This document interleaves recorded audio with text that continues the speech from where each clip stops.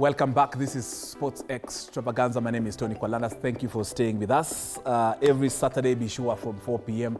to 7 p.m. Hapa ndo tunakupatia, we bring you the who is who in the world of sports in different disciplines. Kama kawaida, we always want you to engage with us on our social media platforms, and of course you can call us, you can text us. The numbers of course are below your screen, or you already have them. We're asking you a very simple question.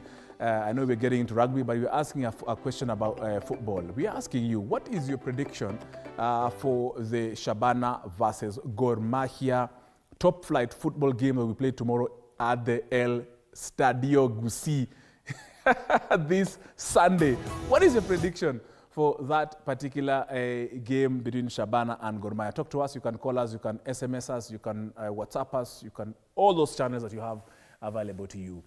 What is your prediction? Talk to us, kama kawaida, numbers ziko pale chini. But right now we are shifting gears. We are getting into matters to do with rugby.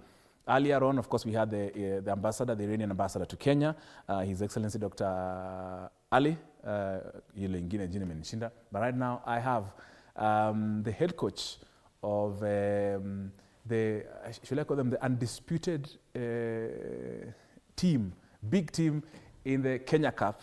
That's Kenya Commercial Bank. I have the head coach, Oliver Mangeni. Karibu sana. Asante sana. Thank you. Welcome to our show on Sports Extravaganza. We also have one of the stars who plays for Kenya Commercial Bank Rugby Football Club. That is Emmanuel Opondo. Karibu sana. Thank you. Now, these two gentlemen are here to clear the air. About exactly, they have, the KCB and Kenya Cup, they have won it consecutively many times. Of course, all of you know how they have performed on the Kenya Cup. However, this season, it chewed and beat itself. Coach, on 29th, from this, I don't know, what really, from your own observation, from your own analysis of that particular semi-final with Menengai Oil, nini iliwa tetemesha? What was the? I'm sure you've done already the analysis. Yeah, and I know it's not something in terms of, but it's important to share exactly what might have happened. Okay, I feel now that it's almost 1 month away, and I think we can comfortably talk about it. Yes. And I feel, after reflecting, I feel tactically we failed the team as the technical bench. Yes. Because normally you take the blame as the head coach. Yes, yes. So this is entirely on us, on me basically, and I feel somewhere we didn't really resonate well with the situation then was the fact that we had very crucial matches at the end of the season. Yes. That we didn't manage well. Yeah, because we played the last match of the season, that is the 11th, that was match day 11 against Cabras, on whichever day it was in March. I think it was on the 8th or something. Then the following week, we were to go back and play semi-final for Enterprise. So initially, I had told my team that we are going to sacrifice one match, because at the beginning of the season, we had looked at having a Kenya Cup final in Nairobi. So we had gone full throttle on the Kenya Cup fixture so that we top the log, have an easier semi-final at home, then a final in Nairobi. However, we did not win that game. It was 25-17 to Cabras. Now, we wanted to kill two birds with one stone and said, okay, now let's go full on again and beat Cabras so that we are in the finals for Enterprise Cup. So remember, we've traveled 500 kilometers to Cabras, back. We had Kenya Simba's alignment camp in Nairobi on Wednesday. Then on Friday, you put boys back on the bus back to Nairobi, to Kakamega, to fight it out again with the same hard team. we lost. However much we narrowed the gap, we lost same score, 25 now to 21. After that, we had a week off, and that week off was for playoffs, for teams that for teams between number 3 and 6. That is normally when we get to camp and do a high intensity camp as we wait for the semi-finals. Yeah. But I came and thought about it, and I said, 2 hard games. After that, get into camp.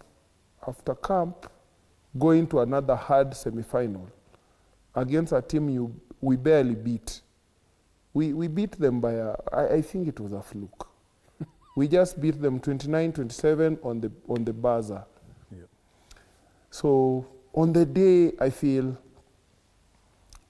the players were just tired. I think I could see that from the onset. The bodies, I saw that from the onset. Yeah, the bodies were just not responding to what was in front of them, and sadly, they couldn't adapt, because you see, our body is just meant to take as much as it can take. Yeah, so that one I really take the blame, and I feel maybe that camp shouldn't have been there. They should have rested more as they wait for the semi-final. But be it as it may, it's gone, and we now have another chance. Yeah. You've learned, I'm sure you've learned from Yeah. these lessons. Yeah. I have Emmanuel Opondo here with me, and the day that Menengai Oilers offered oil kupaka Opondo kwa birthday yake. Alipakwa. Of course, Opondo just told me it was his birthday. How are you handling these 2 responsibilities? It's your birthday, and coach has demands on you, and then of course you could see there was also demands. There was fatigue and all those mix up in one. I think I wasn't focused more on the birthday. I usually have my game routine. Of course. Yeah. Anyway, yeah. It was a bad day in office, maybe, as the coach has said. I think we were a bit fatigued, and things were not working out as we thought it would. So it just happened the way it happened. What lesson did you pick up? First, I've heard from what the coach has said, the thing that first led it to that. Yourself as a player, is that the same for what you think happened, or there were other factors or less that actually now contributed to that kind of performance in the semi-final against Menengai Oilers? I think the tactical bit, as a player, I play fly-off, so I've learned on how to manage a tough game like that. That was a tough game. The zone bit, if I could have managed that game better, I think we could have narrowed the scores. Okay, all right. Yeah, so Emmanuel, I will come to you later, of course, to share some of how your season was. But coach, now after all this, now what wanapumua, I'll just get into it. What next? I know KCB has always been behind you. I saw your patron, I'm forgetting her name, but she was there to support you from the onset, but she left earlier, I remember, but the crowds were there. What is KCB saying? Are you recruiting? Are you remaining with the same squad? Are you dropping? Because we are reading things. We are hearing things, we are hearing a lot of gossip here and there, but wewe ndio kusema? Yeah, I feel just your guess is as good as mine. Coach, yeah, and you see, even here at TV 47, yes. I'm sure when the sales are not coming in so well, and you have where you welcomed us, that you call it the boardroom. The boardroom. Yeah, you guys sit and brainstorm and look at the way forward. And I'm just looking at, it's been a long time. We've not given KCB, we've not reciprocated as players and technical bench, because we've always gotten support from the brand, from the sponsor. Our players, our technical bench, we never miss a salary. It's never delayed. All we can pay the sponsor with, it's just a trophy. And that is not so much to ask for. And I feel at this point, We've had reviews. We've reviewed every player. The committee has reviewed technical bench members. Now we're going to have more meetings, more engagements, and we look at the way forward for this team. Yeah, because there are a couple of small issues that just need to be sorted here and there for the team to take off. We have a couple of small in-house issues that once dealt with, we'll be smiling every year. Yeah, because our fans, we've done a disservice to our fans. Our fans are entitled, by the way. They've never known losing. Clear. From Exactly. the titles we've won. Yeah, exactly. And you see now, and if we continue losing, they lose faith in some of us, and that gossip will be there. Just like I told them, I told my players just before the semi-final, guys, this semi-final, winning it or losing it, it is a make or break, because you lose it, everyone will blame everything. You will even blame the door for not opening. You will blame everything. And I feel it is just, as a club, we've been winning and no one expects us to lose.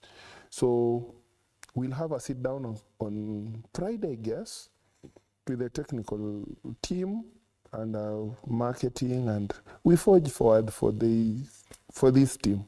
But all is not lost. We have a very youthful team. Yes. Especially now, like Opondo here. Yes. Opondo is in his early 20s. We have most of our star players just hit 2022. They are the future of this club.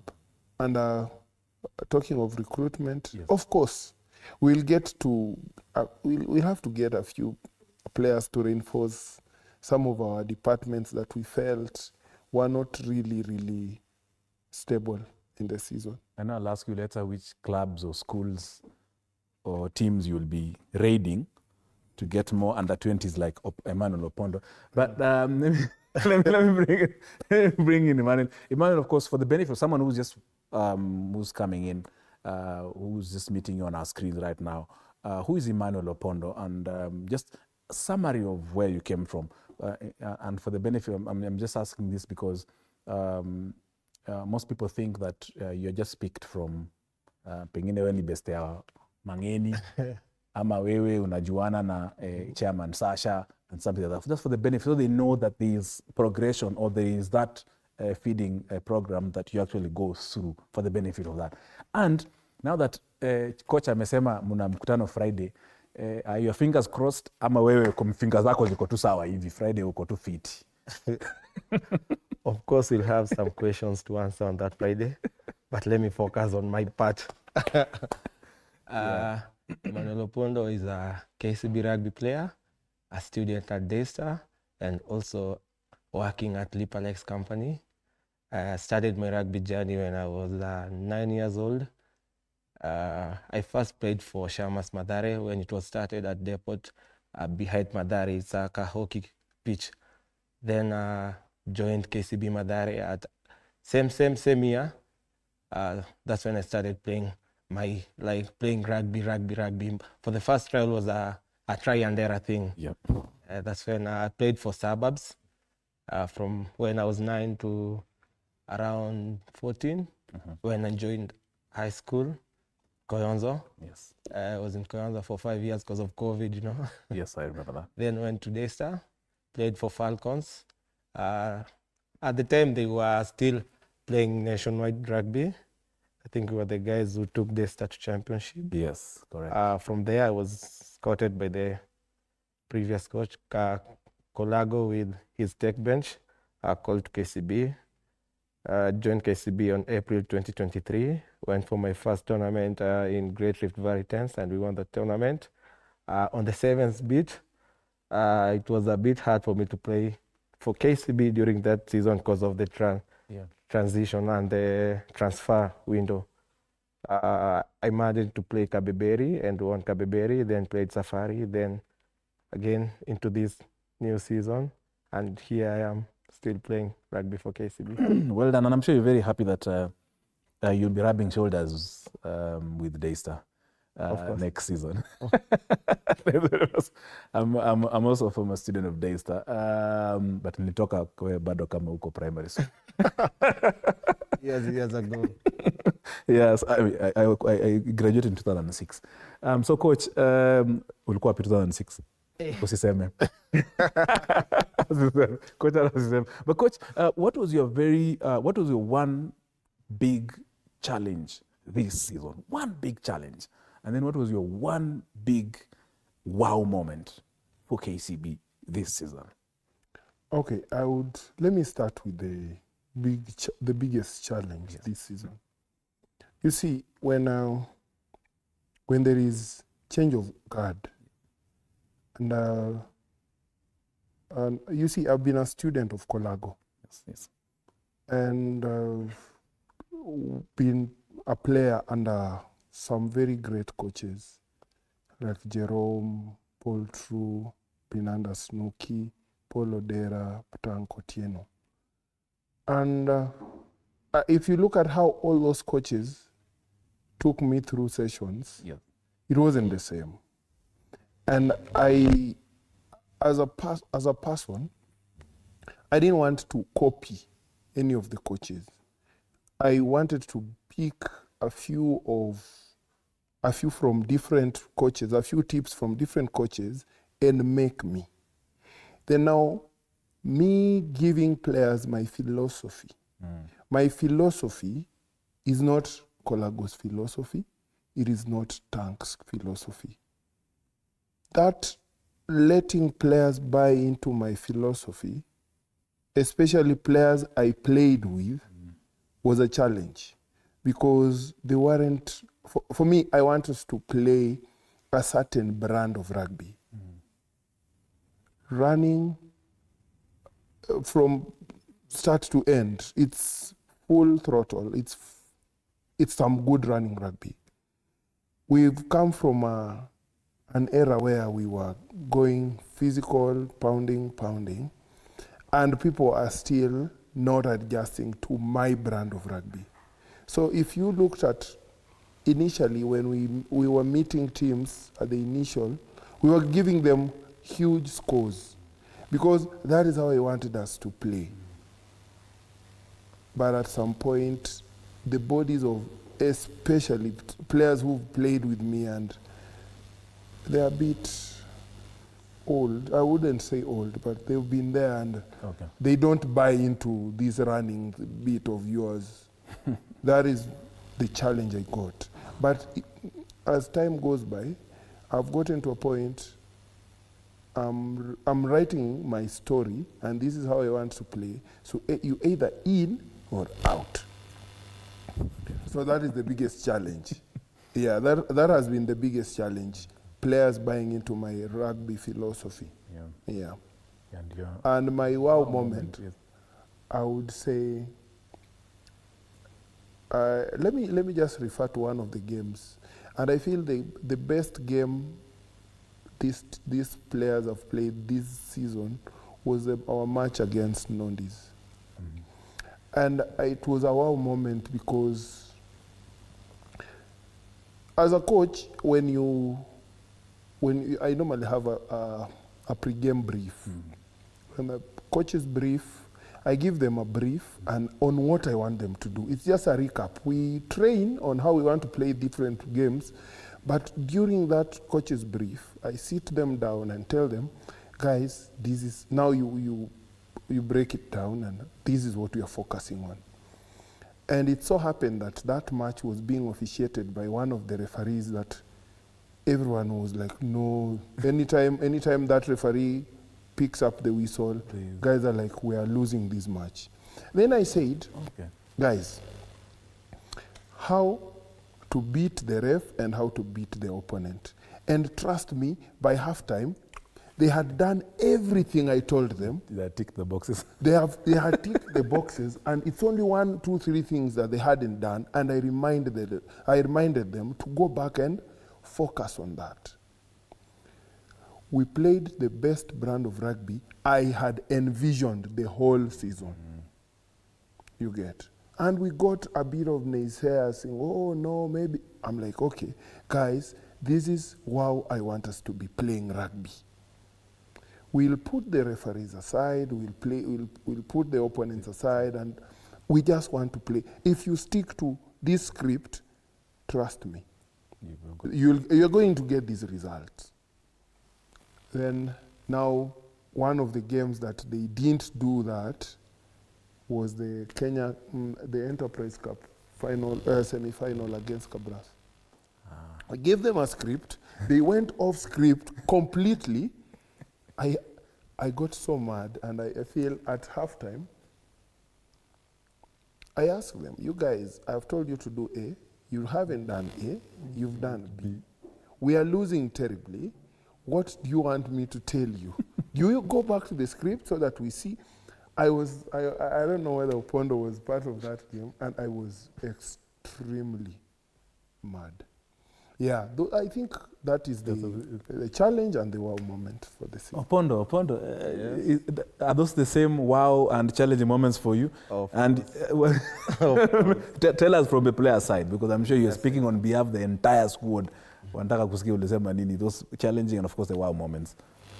Against Nondis was a tough match, but the way we approached the match and everything that the coach had told us, because normally he has a list of how you're supposed to play and whatever thing you're supposed to do. Against Nondis, we did everything he asked us to do, and it was around 55. Again, Nondis, it's not an easy side to play, considering previous game they had played Oilers, and it was a tough match against Oilers at the Refinery. So to them, they knew us going to play them in race course.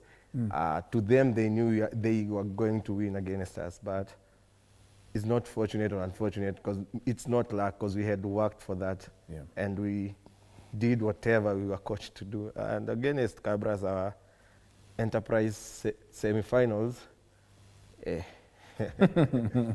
I think things didn't work, because from the start, us as players, according to whatever we were doing that day, we knew we were doing it in accordance to the plan. But unfortunately, we were doing what was not expected of us to do, and we were outside the plan. That's why maybe for the first half, we were losing. And then second half, we tried coming back to the plan. I think it ended 25, 21. We were late. That's also the two. That was it.